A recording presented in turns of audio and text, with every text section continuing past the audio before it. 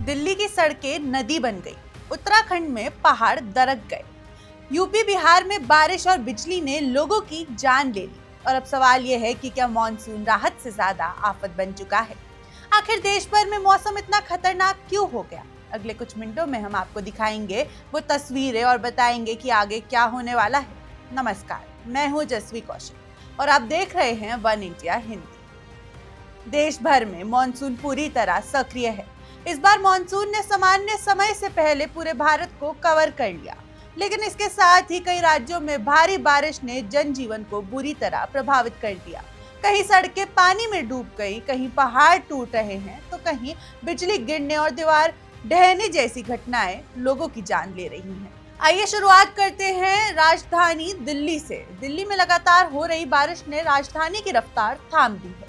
पिछले 24 घंटों में उत्तर पूर्वी दिल्ली के तुकमीरपुर इलाके में लगभग 160 मिलीमीटर बारिश दर्ज की गई।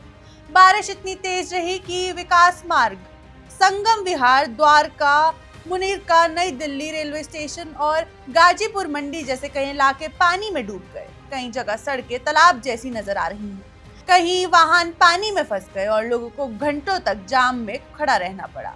इस बीच दिल्ली में एक जगह तेज बारिश और हवा के कारण एक बड़ा पेड़ कार पर गिर गया। राहत की बात यह रही कि समय रहते लोगों को सुरक्षित निकाल लिया गया। अब चलते हैं उत्तराखंड, जहां हालात और ज्यादा गंभीर हैं। उत्तरकाशी में लगातार बारिश के कारण यमुनोत्री हाईवे का लगभग 100 मीटर हिस्सा बह गया। इसके कारण करीब 1000 यात्री अलग अलग स्थानों पर फंस गए। प्रशासन और राहत दल लगातार लोगों तक पहुंचने की कोशिश कर रहे हैं। वहीं पिथौरागढ़ में आदि कैलाश मार्ग पर भारी चट्टानें गिरने से रास्ता बंद हो गया। कई इलाकों में आवाजाही प्रभावित हुई। हरिद्वार में भी लगातार बारिश के कारण कई सड़कों पर 3 से 4 फीट तक पानी भर गया, जिससे लोगों को बहुत परेशानी का सामना करना पड़ा। हालांकि राहत की बात यह है कि गंगोत्री राष्ट्रीय राजमार्ग पर नालूपानी के पास हुए लैंडस्लाइड के बाद सड़क से मलबा हटा दिया गया है और अब यातायात धीरे धीरे सामान्य करने की प्रक्रिया शुरू कर दी है। इसी बीच टिहरी में भी लगातार बारिश के कारण लैंडस्लाइड का खतरा बढ़ गया है। नई टिहरी के सरकारी आवासीय परिसर में खतरे को देखते हुए प्रशासन ने 3 परिवारों को सुरक्षित स्थान पर शिफ्ट कर दिया। अब बात करते हैं हिमाचल प्रदेश की। भारी बारिश के कारण सिरमौर और सोलन जिलों में शुक्रवार को सभी सरकारी और निजी स्कूल, कॉलेज और आंगनबाड़ी केंद्र बंद कर दिए गए। मौसम विभाग ने इन इलाकों में लैंडस्लाइड, अचानक बाढ़, पेड़ गिरने और सड़कें बंद होने की चेतावनी जारी की है। बारिश के आंकड़े भी हालात की गंभीरता बता रहे हैं।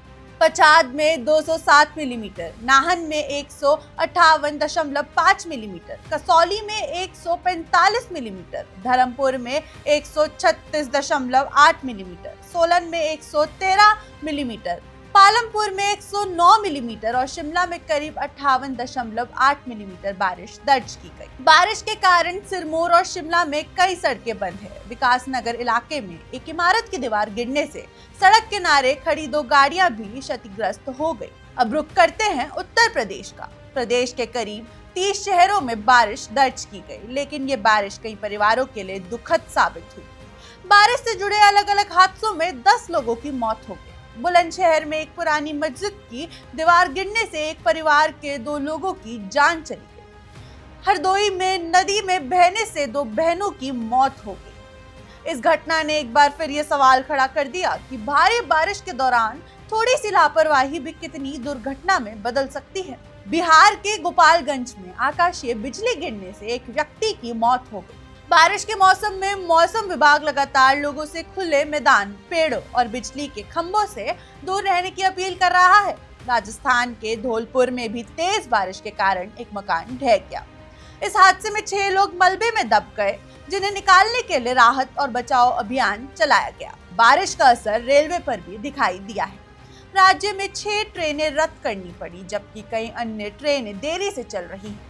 अब बात करते हैं पूरे देश में मानसून की स्थिति की।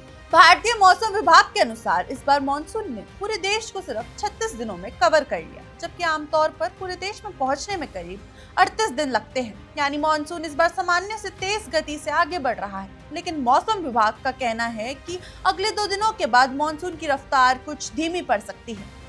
इसकी एक बड़ी वजह प्रशांत महासागर में बना सुपर टाइफून बावी माना जा रहा है।